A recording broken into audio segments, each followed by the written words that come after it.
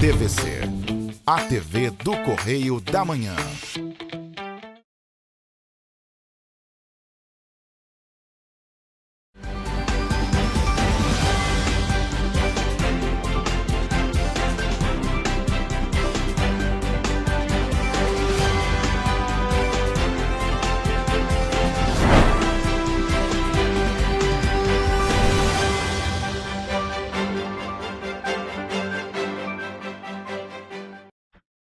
Olá, e começa agora mais um Correio Petropolitano na TV, primeira edição. Eu sou Mariana Braga e estamos ao vivo dos estúdios da TV Correio da Manhã em Petrópolis, trazendo as principais notícias da região, especialmente para você. Hoje é quinta-feira, 14 de maio, e você vai ver a seguir. Motociclista morre após acidente com caminhão em Itaipava. Município recorre à decisão que suspendeu o aumento da tarifa da água em Petrópolis. Votação do projeto de lei que cria auxílio alimentação para vereadores de Nova Friburgo é adiado. O Ministério Público obtém 46 mandados de prisão contra integrantes de facção criminosa em Teresópolis. Operações da Polícia Militar terminam com prisões e apreensões de drogas em Petrópolis. Polícia Civil e Militar prendem homens acusados de violência doméstica em Paraíba do Sul e Teresópolis. Agora no Correio Petropolitano na TV, primeira edição.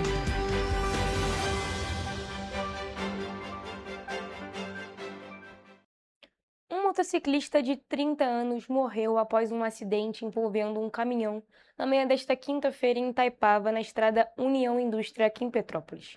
Em outro acidente, também na manhã desta quinta, 3 passageiros ficaram feridos após a colisão de um carro contra um poste no centro da cidade.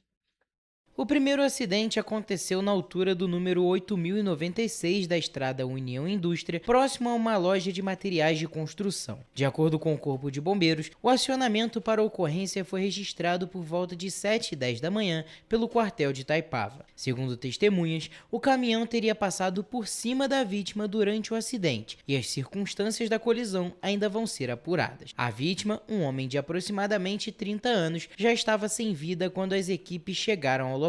Em outro acidente, na manhã desta quinta-feira, 3 homens ficaram feridos após o motorista perder o controle do carro e colidir contra um poste no centro histórico de Petrópolis, na rua Padre Siqueira, próximo ao Palácio de Cristal. Segundo informações do Corpo de Bombeiros, as 3 vítimas eram ocupantes do carro. Um dos homens teve ferimentos moderados e os outros 2 sofreram ferimentos leves. Ainda de acordo com a corporação, as vítimas foram socorridas, mas não informaram a unidade hospitalar que elas foram encaminhadas.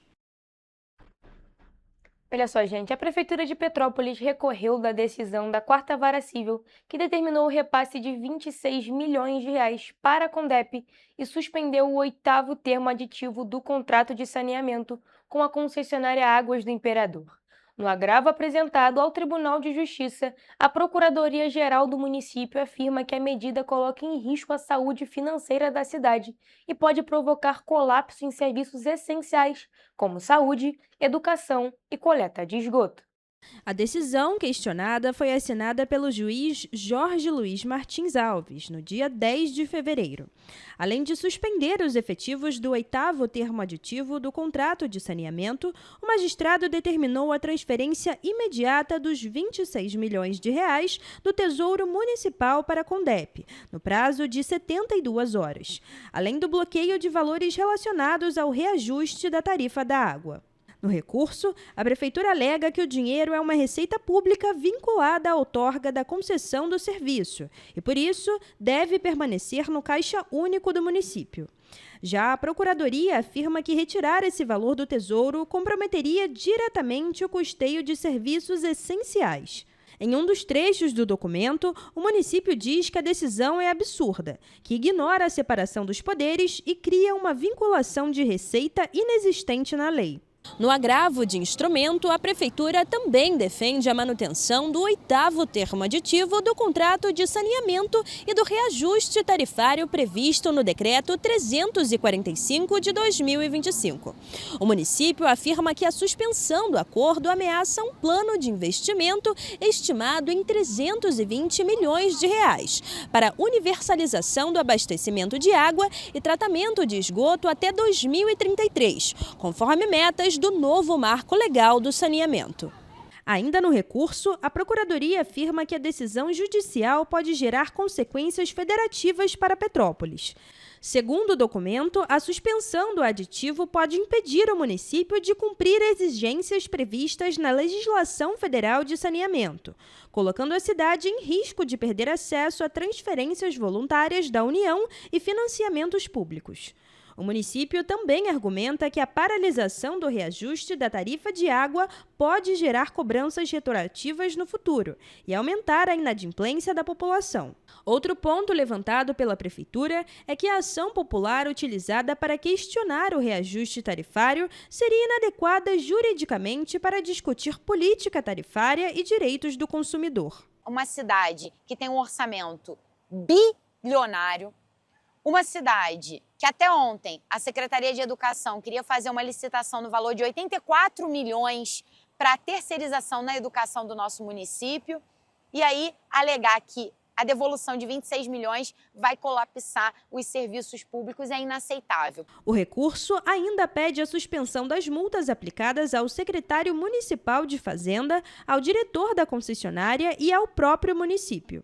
O governo municipal também sustenta que a transferência para a Condep exigiria autorização legislativa específica e que o bloqueio dos recursos poderia impedir pagamento de salários, manutenção de hospitais e investimentos prioritários. Colapso serviço essencial é falta de prioridade na gestão, na execução dos serviços básicos para a população petropolitana. Segundo a Prefeitura, o município vive em estado de calamidade financeira e a retirada imediata do valor provocaria impacto direto nas contas públicas. A Prefeitura de Petrópolis pede ao Tribunal de Justiça a suspensão imediata da decisão, até o julgamento definitivo do recurso. O agravo foi assinado pelo Procurador-Geral do município, Fernando Fernandes Assis de Araújo, e pela Procuradora Isabela Rampini Esteves. O caso segue em análise na Justiça. Agora, mudando de cidade, a Câmara Municipal de Nova Friburgo retirou de pauta o projeto de lei que cria um auxílio alimentação de R$ 50 por dia útil para os vereadores do município. A proposta é de autoria do presidente da Casa, Disseu Tardem, e altera a lei municipal que seria votada em uma sessão nesta terça-feira. A expectativa é que o projeto de lei número 193 de 2026, que altera a lei municipal número 4.996 de 2023, retorne ao plenário da Câmara Municipal de Nova Friburgo na próxima terça-feira, dia 19 de maio, para análise. O texto já recebeu um parecer favorável das comissões de Constituição e Justiça e de Cidadania e de Finanças, Orçamento, Tributação e Planejamento. Na justificativa apresentada para os vereadores, os autores afirmam que a proposta segue o entendimento do Tribunal de Contas do Estado do Rio de Janeiro. O texto cita um parecer favorável que admite o pagamento de auxílio alimentação a agentes políticos desde que o benefício tenha um caráter indenizatório, ou seja, funcione como ressarcimento de despesas e não como um aumento salarial. Atualmente, segundo o plano de cargos e salários da Câmara, os parlamentares recebem um salário de R$ 15.500 por mês.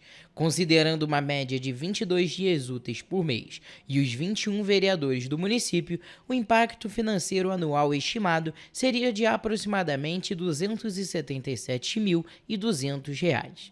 O projeto também argumenta que a medida busca garantir isonomia, termo jurídico que significa o tratamento igualitário entre servidores e parlamentares do mesmo órgão público. Segundo a justificativa, os servidores da Câmara já recebem um auxílio alimentação e, por isso, o benefício deveria ser estendido aos vereadores. De acordo com o texto, o auxílio não será incorporado aos salários dos parlamentares e não servirá como base de cálculo para gratificações, aposentadoria ou imposto de renda. A mesa diretora afirma ainda que há disponibilidade orçamentária e financeira para custear o benefício sem comprometer os limites legais de gastos do Legislativo. Caso a proposta seja aprovada futuramente e sancionada pelo prefeito Johnny Michael, o auxílio alimentação começará a valer no primeiro dia útil do mês seguinte da publicação da lei. O Ministério Público do Estado do Rio de Janeiro denunciou e obteve mandados de prisão contra 46 integrantes do Comando Vermelho com atuação no chamado Complexo PPR, formado pelas comunidades do Perpétuo, Pimentel e Rosário em Teresópolis. Os mandatos foram cumpridos nesta quarta-feira pelas polícias Civil e Militar, com apoio do MPRJ. Quem tem mais informações é o repórter Jonathan Joras.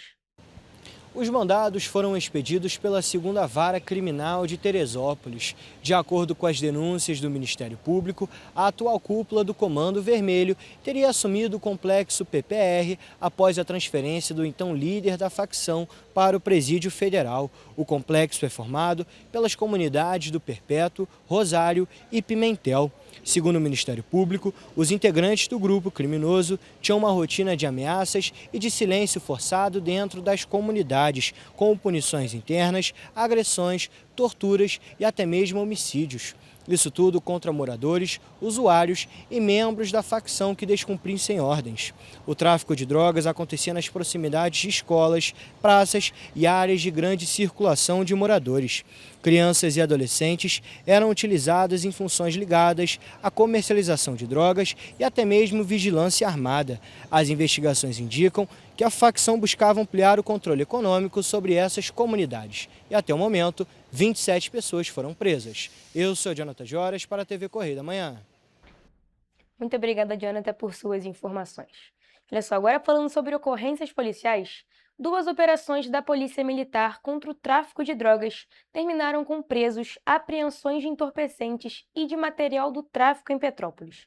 As ações aconteceram nos bairros Estrada da Saudade e em Correias na terça-feira.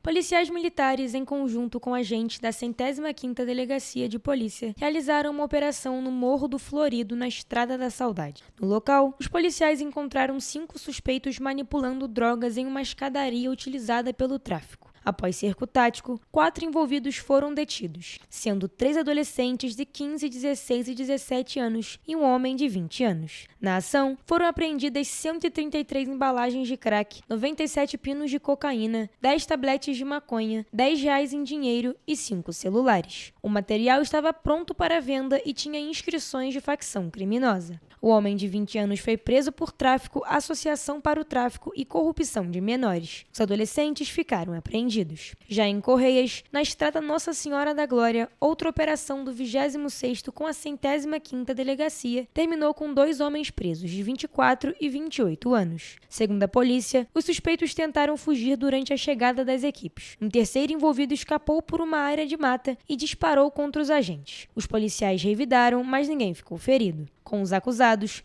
os policiais apreenderam mais de 2 quilos de maconha, R$311 em espécie, 3 celulares, cadernos com anotações do tráfico, um grampeador utilizado para indolação e uma motocicleta usada na atividade criminosa. Os 2 homens foram levados para a 105ª Delegacia no Retiro e autuados por tráfico e associação para o tráfico. E uma mulher de 45 anos ficou ferida após ser atingida com um golpe de uma faca durante uma confusão em um clube no centro de Três Rios. O caso aconteceu na tarde de quarta-feira. A vítima recebeu atendimento inicial em uma unidade de pronto atendimento e depois foi encaminhada para o Hospital de Clínicas Nossa Senhora da Conceição. O repórter Gabriel Toledo tem mais informações. Segundo a Polícia Militar, a vítima tentou defender a filha de 23 anos durante uma briga envolvendo uma outra mulher de 32 anos, quando acabou sendo ferida com um golpe de faca em um clube no centro de Três Rios. Ao chegarem no local, os policiais militares encontraram um tumulto e receberam as informações sobre a agressão. A suspeita foi localizada no banheiro do estabelecimento, ainda com a faca utilizada no crime. De acordo com a Polícia Militar, ela foi desarmada e contida pelos agentes, sendo necessário o uso de algemas para garantir a segurança dos presentes. Com o apoio de outras equipes, a situação foi controlada e os envolvidos foram encaminhados para a 108ª Delegacia de Polícia. A vítima recebeu o atendimento inicial na UPA e foi encaminhada para o Hospital de Clínicas Nossa Senhora da Conceição para uma avaliação especializada. Já a suspeita também passou por atendimento médico devido às escoriações. A faca utilizada na agressão foi apreendida. Segundo a polícia, os envolvidos vão responder por lesão corporal de natureza leve e o caso vai ser investigado pela Polícia Civil. Gabriel Toledo para a TV Correio da Manhã. Muito obrigada, Gabriel, por suas informações. E um homem foi preso em Teresópolis por descumprimento de medidas protetivas de urgência. Já em Paraíba do Sul, outro suspeito acabou detido após agredir a companheira com chute e enforcamento.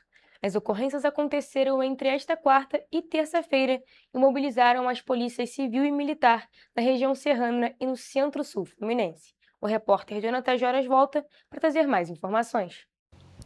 Em Teresópolis, policiais civis da 110ª Delegacia de Polícia prenderam um homem acusado de descumprir medidas protetivas de urgência. Segundo as investigações, ele teria cometido crime dentro de uma boate localizada no bairro Bom Retiro.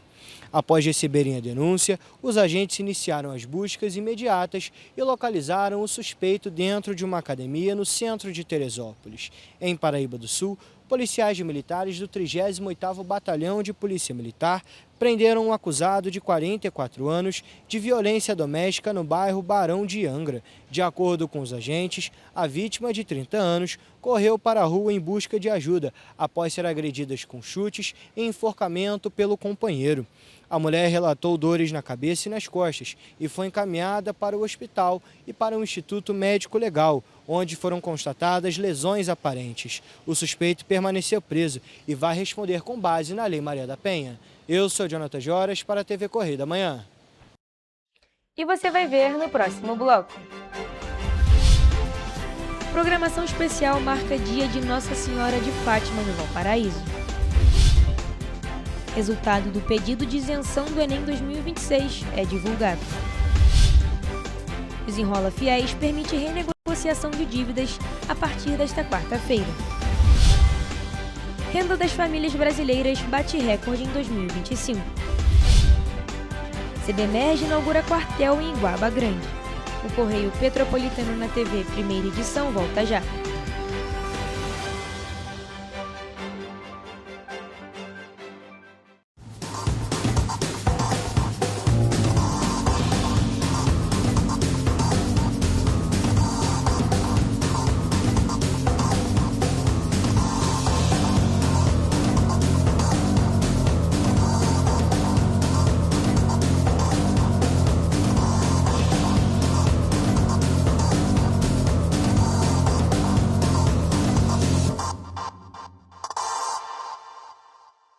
Petrópolis, uma cidade histórica, que agora tem um novo ponto de conexão. O Correio Petropolitano se renovou e leva o que de mais importante acontece na cidade, de maneira mais ágil e acessível. Acesse as notícias de Petrópolis de maneira rápida e prática, onde quer que você esteja. Fique por dentro dos acontecimentos da cidade, da política, da cultura e muito mais. Correio Petropolitano. A informação de qualidade a um clique de distância. Acesse www.correiopetropolitano.com.br. O estado do Rio de Janeiro é com certeza um estado de inspiração. Eu sou mais RJ. E você?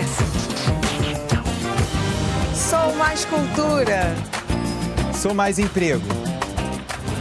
Sou mais segurança, com mais polícia nas ruas.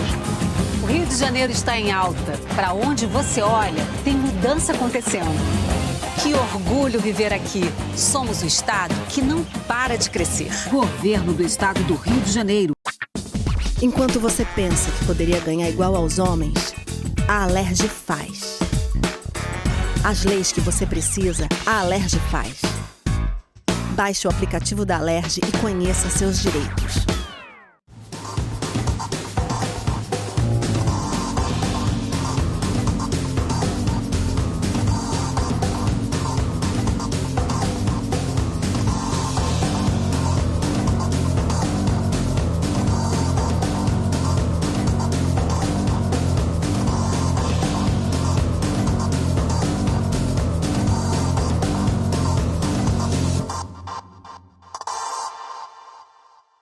Petrópolis, uma cidade histórica, que agora tem um novo ponto de conexão. O Correio Petropolitano se renovou e leva o que de mais importante acontece na cidade, de maneira mais ágil e acessível. Acesse as notícias de Petrópolis de maneira rápida e prática, onde quer que você esteja. Fique por dentro dos acontecimentos da cidade, da política, da cultura e muito mais. Correio Petropolitano. A informação de qualidade a um clique de distância. Acesse www.correiopetropolitano.com.br. O estado do Rio de Janeiro é com certeza um estado de inspiração. Eu sou mais RJ. E você? Sou mais cultura. Sou mais emprego. Sou mais segurança, com mais polícia nas ruas. O Rio de Janeiro está em alta. Para onde você olha, tem mudança acontecendo.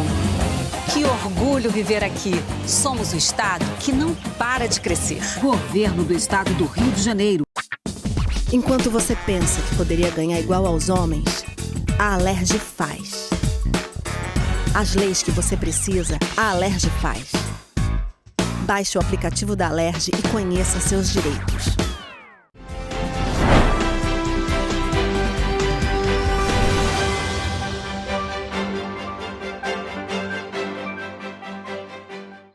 Estamos de volta. Olha só, gente, um grave acidente foi registrado na manhã desta quinta-feira em Nova Friburgo. Estamos aqui ao vivo com o Gabriel Toledo, que vai trazer essas informações para a gente sobre esse acidente. Boa tarde, Gabriel, tudo bem? Conta pra gente como é que aconteceu esse acidente, se tem imagem das câmeras de segurança. Boa tarde, Mariana. Boa tarde a todos que estão nos assistindo. Exatamente.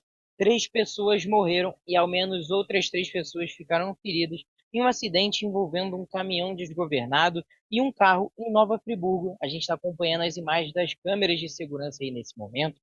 O acidente aconteceu em Nova Friburgo, na RJ 150, no bairro Amparo, na manhã desta quinta-feira, por volta de 8h30 da manhã.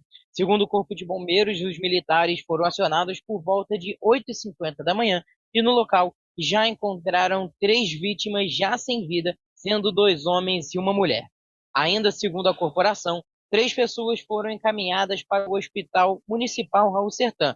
Além disso, outras vítimas foram socorridas pelo SAMU e encaminhadas para unidades de saúde da região. E o estado de saúde não foi informado. E é claro, Mariana, ao longo da nossa programação e também nas nossas redes sociais, a gente volta a qualquer momento com mais informações sobre esse acidente. Eu volto com você. Pois é, Gabriel, as imagens mostram a gravidade da situação. A gente torce para que as vítimas que ficaram feridas nesse acidente se recuperem. No mais, Gabriel, muito obrigada por suas informações. Agora, mudando de assunto e falando aqui sobre Petrópolis. O Trono de Fátima, um dos principais pontos de devoção católica de Petrópolis, recebeu nesta quarta-feira uma programação especial em homenagem ao dia de Nossa Senhora de Fátima. As atividades começaram nas primeiras horas da manhã e seguiram ao longo do dia, reunindo fiéis no bairro Valparaíso.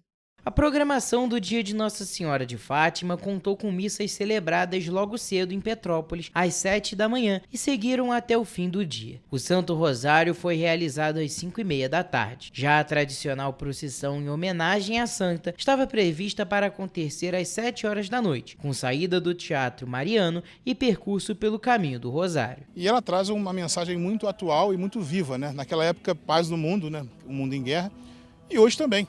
Paz no mundo, né? Acho que Nossa Senhora de Fátima, a mensagem principal é essa, pedir que rezem pela paz. Durante toda a programação, a expectativa é que mais de 5.000 pessoas passem pelo local. Ano passado foram quase 5.000. Esse ano a gente espera que venha o mesmo público, né? Além das cerimônias religiosas, os visitantes também podem aproveitar as barraquinhas com comidas típicas montadas no local. Entre os produtos vendidos estão o tradicional pastel do trono, churrasquinho, pão com linguiça, cocadas e o conhecido bolo de Fátima. A data celebra as aparições de Nossa Senhora de Fátima em 1917, na cidade de Fátima, em Portugal.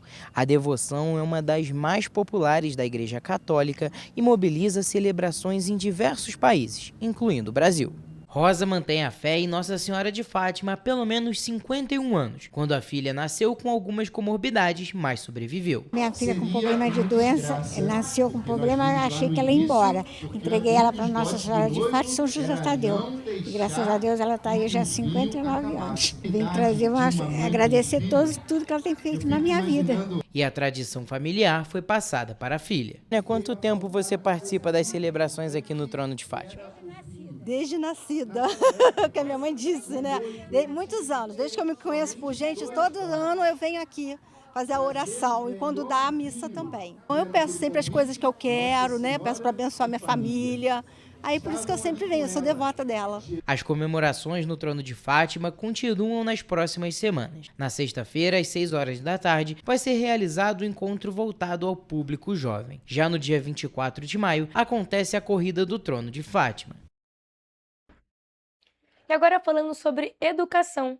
Os candidatos que pediram isenção da taxa de inscrição do Enem 2026 já podem consultar o resultado na página do participante. Quem teve o pedido negado pode entrar com recurso até essa sexta-feira. O resultado dos pedidos de isenção da taxa de inscrição do Enem 2026 foi divulgado nesta quarta-feira pelo INEP. A consulta deve ser feita na página do participante com login pelo gov.br. Também foram liberados os resultados das justificativas de ausência dos candidatos que faltaram aos 2 dias de prova do Enem 2025, mas querem participar da edição de 2026 sem pagar a taxa. Quem teve o pedido de isenção negado ou a justificativa de ausência reprovada pode apresentar recurso até sexta-feira pela própria página do participante.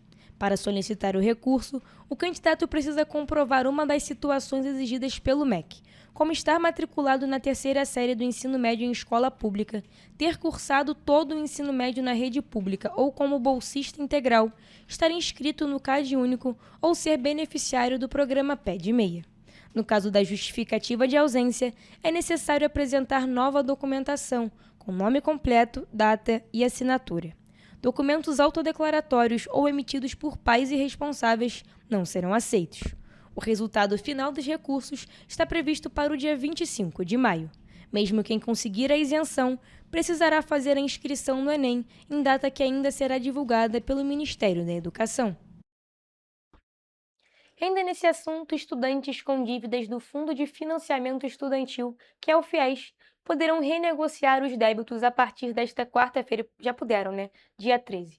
O programa Desenrola FIES prevê descontos de até 99% sobre o valor total da dívida.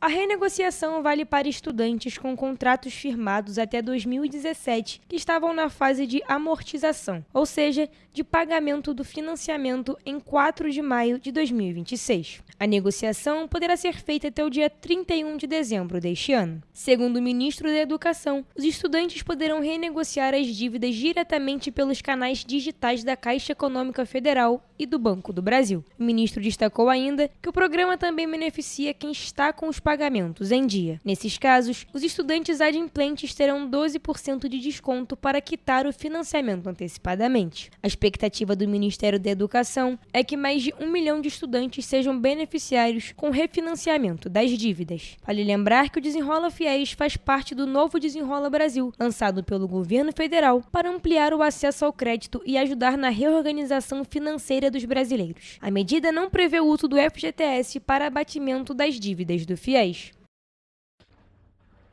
E o rendimento médio da população brasileira bateu recorde em 2025.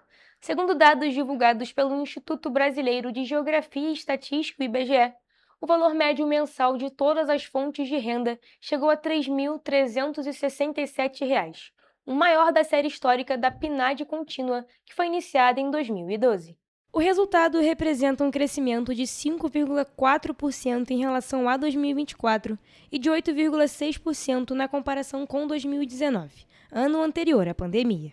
Segundo o Instituto Brasileiro de Geografia e Estatística, a recuperação da renda da população, iniciada em 2022, se manteve de forma consistente até 2025. Essa pesquisa, ela gera informações de rendimento da população do país, tanto em relação ao rendimento do trabalho, quanto ao rendimento de outras fontes diferentes do trabalho, por exemplo, aposentadoria e pensão por morte, rendimento de aluguel e arrendamento, rendimento de programas sociais do governo, dentre outros. Do total de 212 milhões e 700 mil pessoas residentes no Brasil, 67,2% possuíam algum tipo de rendimento em 2025, o equivalente a 143 milhões de brasileiros. Esse é o maior percentual já registrado pela pesquisa. A região Sul apresentou a maior proporção de pessoas com rendimento, enquanto Norte e Nordeste tiveram os menores percentuais. Ao analisar por tipo de rendimento, se observa que 47,8% da população possui rendimento do trabalho,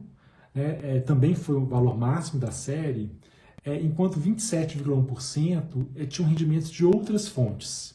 Entre esses outros rendimentos, o destaque vai para a aposentadoria e pensão, que abrangia 13,8% da população residente. O rendimento proveniente do trabalho continuou sendo a principal fonte de renda da população brasileira. Em 2025, o rendimento médio habitual de todos os trabalhos chegou a R$ 3.560, uma alta de 5,7% em relação ao ano anterior e o maior valor da série histórica. Dentre os rendimentos de outras fontes, a maior variação positiva foi registrada para a categoria de outros rendimentos, que inclui, por exemplo, rendimento de aplicações financeiras, bolsas de estudos, rendimentos de seguro-desemprego.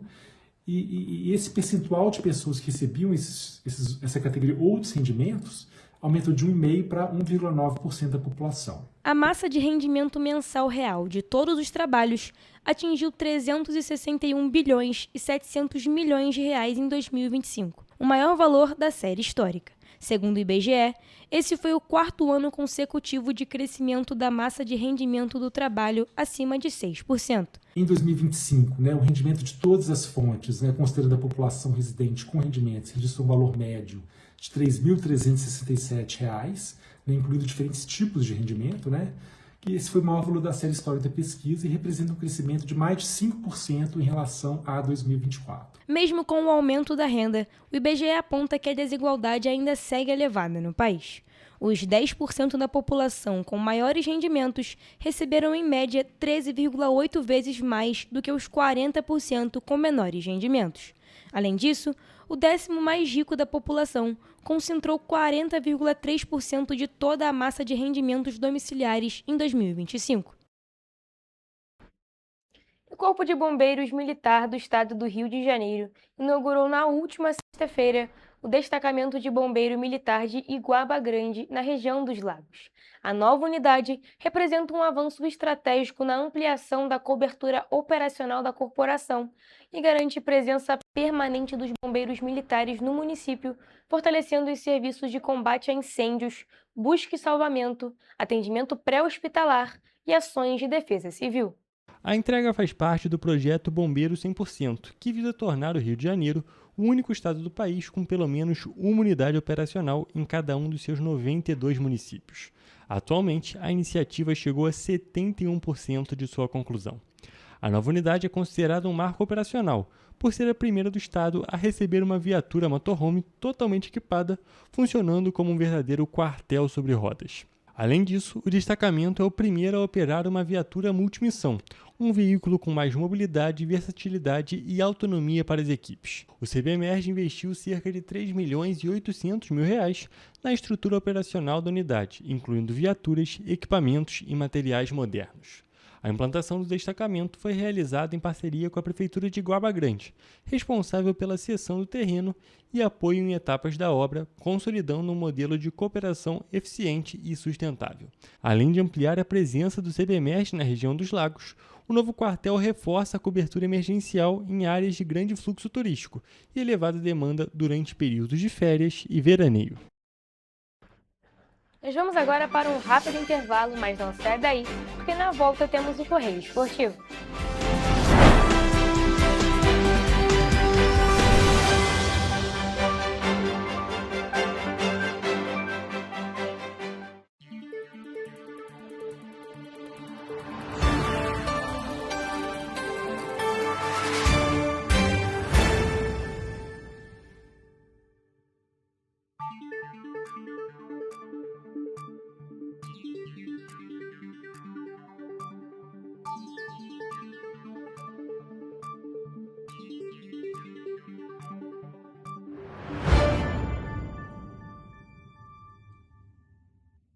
Correio da Manhã, o grupo de comunicação que mais cresce no Brasil. 5 gráficas, 5 jornais diários. Correio da Manhã, Correio Nacional, Distrito Federal, Sul Fluminense, Petropolitano e agora Correio da Manhã São Paulo. Além do Jornal da Barra, Jornal de Turismo, Revista O Cruzeiro, TV Correio da Manhã e estúdios próprios. Grupo Correio da Manhã, informação com tanta credibilidade que é impressa todos os dias. Enquanto você acha que alguma coisa deveria ser feita contra o racismo, a Alerj faz. As leis que você precisa, a Alerj faz. Baixe o aplicativo da Alerj e conheça seus direitos. Segurança com inteligência, estratégia e ação. Antes não tinha, agora tem. O governo do estado investe mais de 16 bilhões por ano em câmeras de reconhecimento facial, central de vídeo monitoramento, mais policiais, viaturas e muito mais. É isso, Edu. Flávia, antes entrava e saía governo, os bandidos seguiam armados. Hoje o Rio bate recordes na apreensão. Antes o investimento do Segurança Presente era só na capital. Agora são mais de 50 bases em diversas regiões. Vai daí, Gisélio. O Rio sempre teve vocação para grandes eventos, certo, Tenente? Positivo. Agora também dá show em planejamento. Antes não tinha estratégia. Agora temos até uma agência central de inteligência. Isso dá mais agilidade nas investigações, né, Major? Claro, Flávio. Positivo. Bota positivo nisso. O Rio de Janeiro tem um governo que trabalha muito. Primeiro ele faz, depois ele mostra. Como tem que ser, né?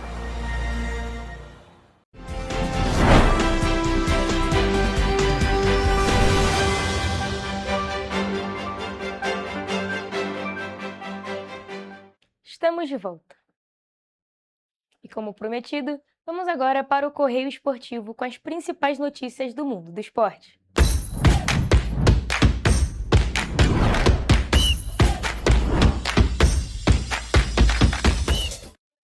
Começamos agora mais uma edição do Correio Esportivo, o momento de focar em esportes aqui na TV Correio da Manhã. Na edição de hoje nós vamos começar de um jeito um pouco diferente. Nós vamos falar bastante sobre futebol, porque é claro, nós temos convocação na semana que vem. Olha, gente, como o Hugo adiantou, na próxima segunda-feira, dia 18, às 5 horas da tarde, no Museu da Manhã, no Rio de Janeiro, temos convocação da nossa seleção brasileira. E por isso, já que hoje é o nosso último Correio Esportivo antes da convocação, eu e o Toledo vamos convocar os nossos 26 jogadores para a Copa do Mundo. Toledo, hoje a nossa convocação é um pouco diferente, é claro, a gente não está levando em consideração 100% os pré-convocados do Carlo Ancelotti, e sim os jogadores que nós convocaríamos para a nossa seleção brasileira. E, é claro, tem alguns nomes que são parecidos, tem outros nomes que divergem, mas o que vale é a base inicial, a base central dessa seleção. Pode começar, Toledo, fala dos goleiros. Então, no gol, escolhi Alisson, Ederson e o Hugo Souza. Nesse caso, poderia ter o Fábio também, e eu não coloquei ele porque, infelizmente, ele não tá na nossa playlist. Nesse caso, eu não coloquei ele justamente por isso. Mas, se ele tivesse, eu com certeza colocaria. Eu, por outro lado, mesmo ele estando fora da playlist, eu coloquei ele no lugar do Ederson, junto com Alisson e Hugo Souza. Então a gente pode ver esses dois nomes. Alisson e Hugo Souza são vamos dizer assim, um comum entre nós dois. A gente divergiu ali entre o Fábio e o Ederson. Na minha visão, o Ederson não deveria, porque ele está vivendo uma fase muito ruim lá no Fenerbahçe. E o Fábio, por outro lado, exatamente. O Bento é um outro nome que está praticamente certo na seleção, mas assim, a situação dele está muito feia. Exatamente. Agora, vamos para as duas posições mais difíceis, na minha opinião, as laterais. Laterais esquerdos, eu botei dois que também não são certos de estar. A gente já tem o nome praticamente certo do Alexandre do Flamengo. Mas eu coloquei dois, Caio Henrique do Mônaco e o Kaique Bruno do Cruzeiro. Eu coloquei justamente o Alexandre do Flamengo, que eu acho que é um jogador que consegue muito bem defensivamente. E também botei o Kaique Bruno do próprio Cruzeiro, que é já aquele jogador mais rápido, jogador que consegue avançar melhor. É um ótimo nome, inclusive, para o futuro da seleção brasileira. Já na lateral direita, aí para mim é a posição mais difícil, sem dúvida nenhuma, por falta de opção, porque os jogadores que estão jogando, quase todos estão em má fase. Eu botei de lateral de ofício apenas o Wesley, que atualmente joga na Roma. E também, para fazer o lateral, inclusive na minha visão, para ser o titular da seleção brasileira, eu coloquei o zagueiro Ibañez, que está ali junto com os zagueiros, mas na minha visão vai fazer essa função de lateral, porque é aquele lateral mais defensivo, que eu acho que é o que o Brasil vai fazer nessa Copa do Mundo. Exatamente. Na minha lateral direita eu coloquei exatamente esses dois nomes. Infelizmente a gente não tem o Éder Militão, que já é certo que não vai para a Copa por lesão. E aí a gente vai pro meio de campo. A gente tem a zaga. A gente tem a zaga, é verdade.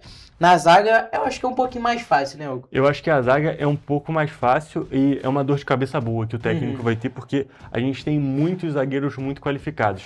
Nem todos vão para a Copa, e eu acho até estranho alguns nomes não terem sido cogitados para a Copa, mas os meus nomes para essa seleção são Gabriel Magalhães e Marquinhos, para mim os dois titulares, indiscutivelmente. Aí depois Murilo, que joga no Nottingham Forest e que provavelmente não vai para a Copa, apesar de ter feito 2 anos incríveis na Premier League. E quem deve ir no lugar dele, por ser canhoto, deve ser o Léo Pereira do Flamengo. Exatamente, que para mim tem uma diferença técnica muito grande entre esses dois jogadores e consegue ser um zagueiro rápido, né, Toledo? O Brasil, eu acho que pode sofrer muito com a falta de velocidade da defesa e o Murilo seria uma solução. E a gente tem, é claro, o Ibañez, que está ali lateral direito zagueiro. Na minha visão também temos o Bremer, que joga na Juventus, é um ótimo zagueiro e jogou muito bem naquele jogo contra a França, que foi um jogo ruim do Brasil, mas que ele foi muito bem. E a gente tem um outro nome, que aí é um nome um pouco mais polêmico, mas para mim não tinha que ter polêmica nenhuma no nome, é o Thiago Silva, que está no Porto, jogou ano passado no Fluminense, jogou muito no Fluminense, está jogando muito bem no Porto, já foi campeão português. Então, eu acho que é aquele nome de experiência que a seleção precisa. Na zaga, eu fui com os mesmos nomes também. A única diferença foi que eu puxei o Ibañez já para lateral, porque para a zaga já tem muitos nomes. Agora a gente já pode ir para a volância. Exatamente, Toledo. Na volância, para mim, eu acho que também é o nome certo. A gente tem o Casemiro, é o grande jogador desse meio campo do Brasil. E um outro jogador que é muito convocado por conta do Casemiro, que é o Fabinho, que ficou anos fora da seleção, mas ele é o jogador brasileiro que mais se aproxima ali das valências do Fabinho, do Casemiro. Então, para mim, vai ser o reserva. Fui também com esses dois nomes. Aí para segundo volante, aquele volante que joga em todas o famoso camisa 8. Faz todas as funções ali no meio. Eu escolhi 3. Bruno Guimarães para ser o titular do Newcastle, Danilo do Botafogo e também Lucas Paquetá. Eu escolhi 2 nomes iguais. Também escolhi o Bruno Guimarães, que vai ser o titular sem a menor dúvida, se estiver bem fisicamente, né? É importante destacar, porque a gente está tendo muita lesão, não só na seleção brasileira, mas em todas as seleções. O Danilo do Botafogo, que eu acho que, inclusive, dependendo de como é que for a condição da Copa, eu acho que ele vai brigar pela titularidade, em um jogo ali um pouco mais apertado. Mas levando em consideração o físico, né? Exatamente, eu acho que ele pode brigar pela titularidade para ser um terceiro homem de meio campo, dependendo do jogo. E eu divergi de você, não botei o Paquetá, botei o Gabriel Sara, que também é um outro grande jogador, muito bom e que teve uma temporada muito boa lá no Galatasaray. Eu fui pelo Paquetá porque ele ainda pode chegar a jogar de camisa 10 caso necessite. E o Gabriel Sara, infelizmente, a gente falou que queria bastante ele na seleção, mas não teve muitos minutos igual a gente queria. Exatamente. Aí, para mim, atacante, aí eu acho que é a principal polêmica dessa convocação, não só da nossa, mas de todas as convocações que vamos ter, eu coloquei apenas um camisa 10, né, de ofício. e que nem é 100% camisa 10. Eu botei o Matheus Cunha, que para mim é um dos grandes nomes dessa seleção no sentido de participação e função que ele está tendo na temporada atual. Está jogando muito bem lá no Manchester United e eu acho que ele pode desempenhar um papel muito importante na seleção brasileira também. Eu só botei ele. Coloquei o Matheus Cunha, mas eu coloquei, por um outro lado, eu coloquei o Neymar também.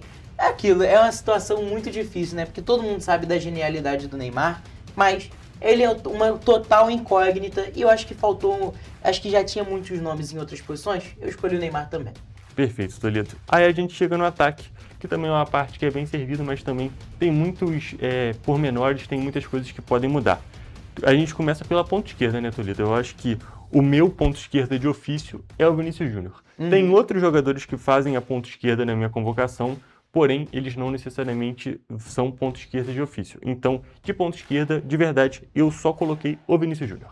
Eu coloquei o Vinícius Júnior, acho que esse já é certo também, está na Copa, e também coloquei o Gabriel Martinelli, que na seleção ele sempre jogou muito bem, e no Arsenal ele é regular também. Exatamente. Eu não coloquei o Gabriel Martinelli justamente por conta da fase dele atual. Nesse ano de 2026, ele só fez 15 jogos como titular, tem apenas 5 gols. Então, se a gente for falar de momento, eu acho que ele não é o jogador do momento.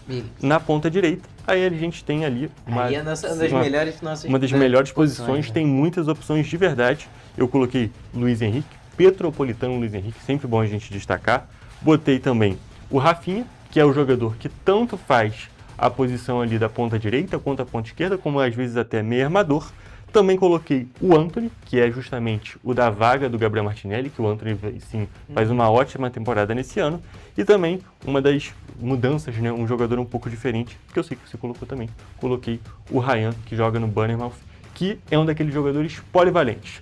Faz a ponta direita, faz a ponta esquerda e joga de atacante, que eu acho que é um fato muito importante para a seleção e também para o futebol moderno no geral. Exatamente. Eu fui de Rafinha, Luiz Henrique e também o Ryan, e a gente infelizmente perdeu o Rodrigo, que seria aquele ponta que também joga de 10 nessa seleção. Inclusive era o camisa 10 em todas as convocações que a gente não tinha o Neymar e tinha ele disponível. E ó, o centroavante pra gente finalizar, eu botei apenas 2. Igor Thiago do Brentford e Endrick do Lyon, que já vai voltar pro Real Madrid também. Exatamente, já volta por agora para poder jogar, para poder começar a se treinar, poder se preparar. Para mim, o Endrick tinha que ser o titular da posição.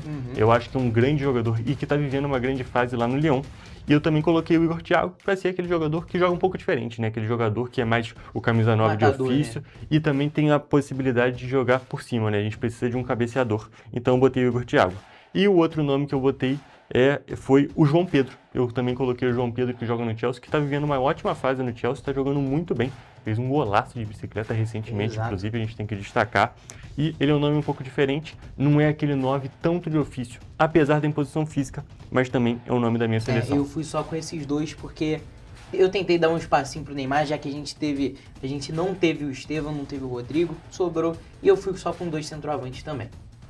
A gente vê algumas diferenças na seleção, mas a base é a mesma. Eu acho que não tem muito mistério nos jogadores mais confiáveis ali do Ancelotti, que ele tem mais confiança, mas a gente, é claro, tem uma surpresa ou outra. E a gente fica acompanhando para ser na segunda-feira, na realidade, na segunda-feira a gente vê a convocação e na terça-feira a gente trazer aqui para vocês. E ainda falando de futebol, agora de futebol de clubes, o Vasco está classificado para a próxima fase da Copa do Brasil. Isso acontece depois de vencer o jogo de ida por 2-0 e, na volta, o Cruz Maltino empatar com o Paysandu por 2-2 nesta quarta-feira em São Januário, justamente pela volta da quinta fase. E assim ele confirmou a classificação para as oitavas de final. Rojas de pênalti e Thiago Mendes marcaram para os vascaínos, enquanto Tailon e Saldívia contra fizeram para o Papão. Eu acho que um resultado até ok pro Vasco. Mais uma vez o Saldívia fez um gol contra, né? Exatamente, a gente tem que destacar que ele chegou nesse ano de 2025, a gente está apenas em maio, ou seja, no 5º mês do ano, e ele já tem 3 gols contra. Então, assim, não é nada legal para um jogador de defesa, principalmente, ter esses números. Precisa colocar o pé na forma, né? Porque o chute só acontece, né? O chute que ele acaba dando contra a própria meta é só porque ele estava com o pé frouxo ali. E assim, um gol muito feio. Foi um golaço, mas se tivesse sido a favor. Mas mais um jogo que o Vasco, tava na mão. O Vasco tava jogando muito bem no primeiro tempo. Abriu 2-0 e logo em seguida chegou a tomar os 2 gols antes do tomou o gol no último lance do primeiro tempo e tomou um gol no primeiro lance do segundo. Então, assim, são esses moles defensivos que a zaga do Vasco já tem há pelo menos 3 anos. Corrigido e voltou, né? Exatamente. E são coisas que precisam ser ajustadas porque ganhou o primeiro jogo, mas imagina se não tivesse ganho. Imagina se tivesse tido essa emoção completamente desnecessária em um confronto que tivesse mais acirrado.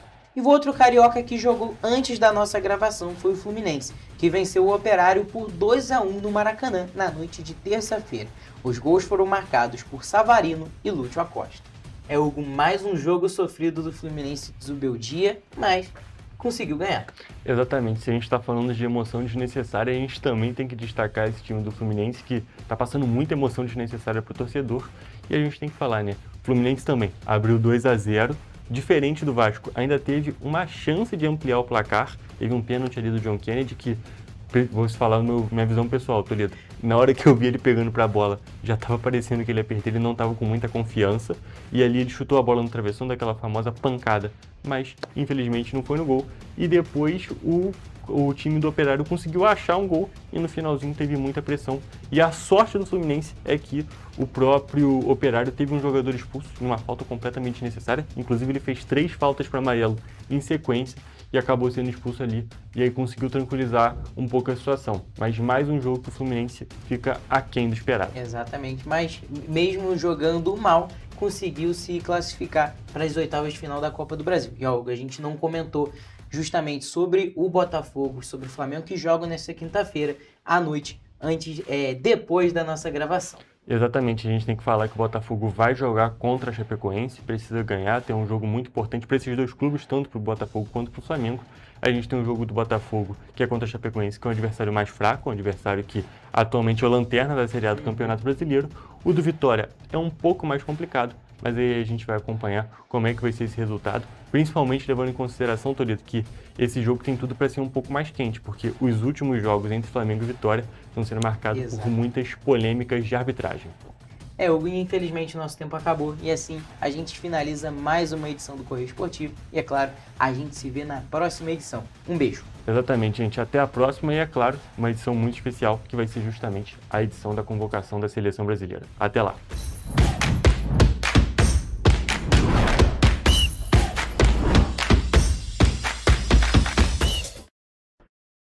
Muito obrigada, Hugo e Gabriel, pelos principais destaques do mundo do esporte. Olha só, gente, nós vamos agora para o último e rápido intervalo, mas não sai daí, porque na volta temos a previsão do tempo.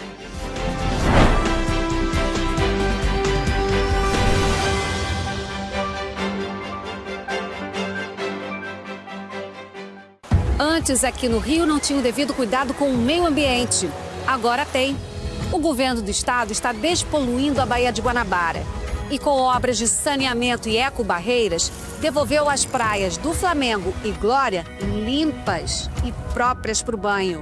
É isso, Edu?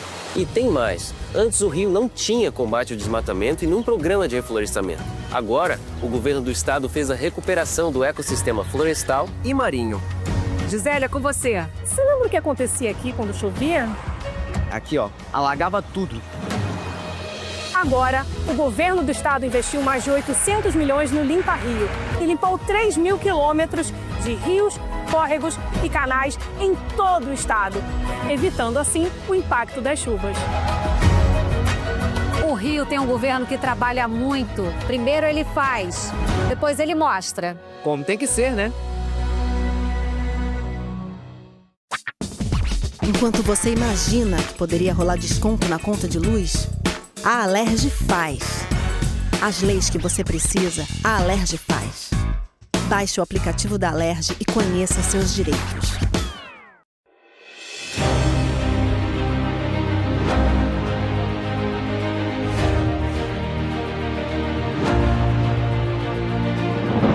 Não é jornalismo de direita, é jornalismo direito.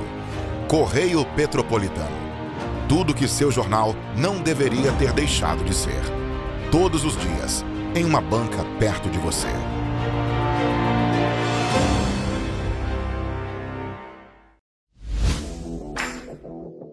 Para ter mais qualidade de vida, conte com a maior rede de academias de Petrópolis.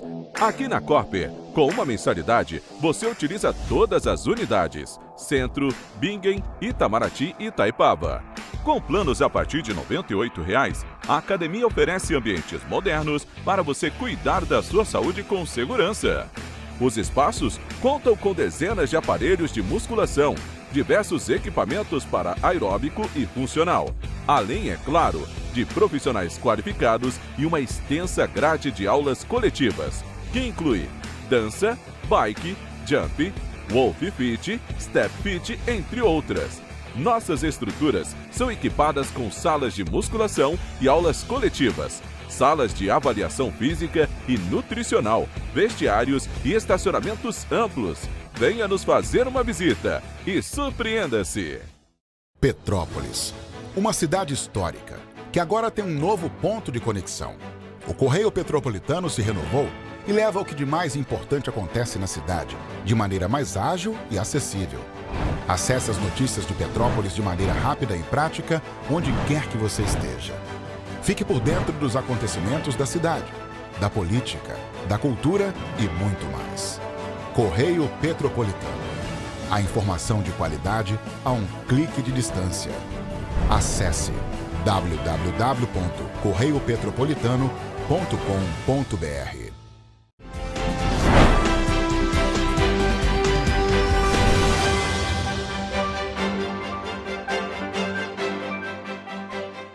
Estamos de volta e vamos agora para a previsão do tempo.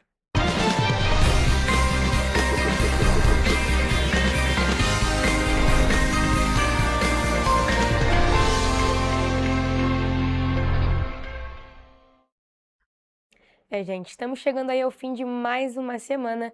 Claro, eu diria inclusive que a previsão do sextou é a segunda mais aguardada pelos nossos telespectadores, já que muita gente já começa a curtir o fim de semana amanhã mesmo, sexta-feira. E claro, a gente quer saber como é que fica o tempo e também as temperaturas, e por isso eu já estou aqui ao vivo com a Evelyn Carvalhais, que vai falar mais para a gente sobre. Boa tarde, Evelyn, tudo bem? E aí, como é que fica a previsão para amanhã aqui nas cidades da nossa região de cobertura? Boa tarde, Mariana. Boa tarde a todos que estão nos acompanhando. Olha, eu já consigo adiantar aqui que para amanhã temos previsão de chuva para as cidades da região serrana. Em Nova Friburgo, por exemplo, o dia será de sol com muitas nuvens e pancadas de chuva na parte da tarde. À noite também haverá muitas nuvens, mas não chove. E os termômetros vão variar entre mínima de 16 e máxima de 22 graus. E agora, indo para Teresópolis, a sexta-feira na cidade será de sol com muitas nuvens. Além disso, pode ocorrer pancadas de chuva à tarde e também à noite. E nesse caso, as temperaturas vão variar entre mínima de 17 e máxima de 23 graus. Aqui em Petrópolis, a previsão para o sextou é de céu nublado com possibilidade de garoa pela manhã. À tarde, o sol aparece, mas pode ocorrer pancadas de chuva. À noite, a chuva não para e os termômetros vão variar entre mínima de 16 e máxima de 23 graus. E agora, indo para a região centro-sul do estado, como eu adiantei, não temos previsão de chuva. Em Paraíba do Sul, o dia será de sol com muitas nuvens e períodos de céu nublado. À noite, o céu também estará com muitas nuvens. E nesse caso, os termômetros vão variar entre mínima de 18 e máxima de 26 graus. E para finalizar a nossa previsão do tempo, em 3 dias o sextou será de sol com muitas nuvens durante o dia e períodos de céu nublado. À noite, ainda haverá muitas nuvens e as temperaturas vão variar entre mínima de 19 e máxima de 26 graus. Então, o pessoal da região serrana, vem chuva por aí. É bom a gente se preparar com guarda-chuva e até, aquela vitamina C para não ficar doente. Pois é, a gente tem visto uma mudança grande da previsão do tempo, principalmente em relação ao clima, de sol, chuva, esfria, esquenta. Então, como você falou, realmente a gente se manter bem com a vitamina C, com a saúde em dia para não ficar doente, claro. E como você falou, temos previsão de chuva para amanhã aqui em Teresópolis, Nova Friburgo e Petrópolis, mas Paraíba do Sul e Três Rios, quem quiser curtir o sextou, vai dar para curtir sem chuva. Mas, Evelyn, muito obrigada por suas informações e essa foi a nossa previsão do tempo.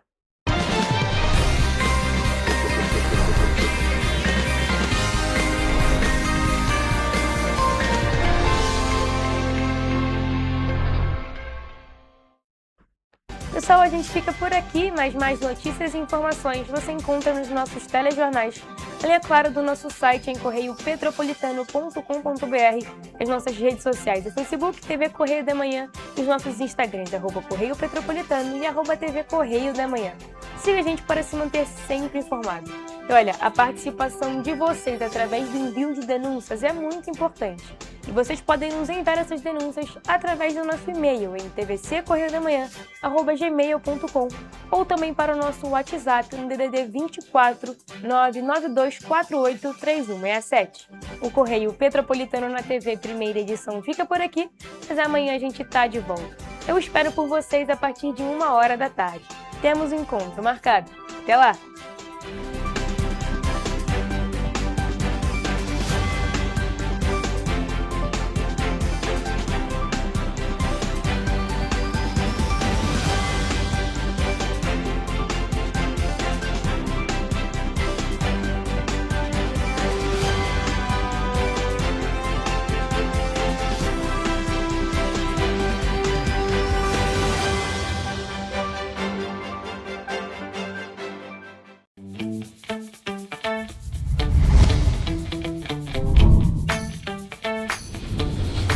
TVC, a TV do Correio da Manhã.